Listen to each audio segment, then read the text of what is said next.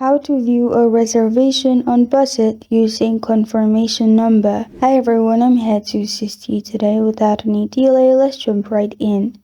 First, open Chrome and search budget.com. You will find this kind of screen pop up. At the top, you will find reservations.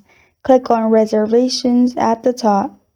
Then click on view, modify, cancel, which is the second option in here, which will lead you to this page.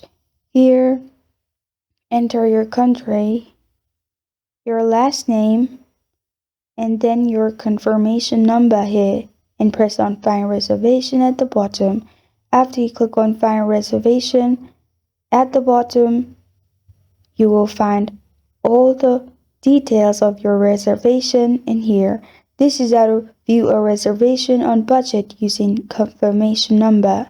Thank you for joining me today. If this video helps you out, please leave a like and subscribe for more. Got a question or want to suggest a topic? Comment below. Thank you for watching.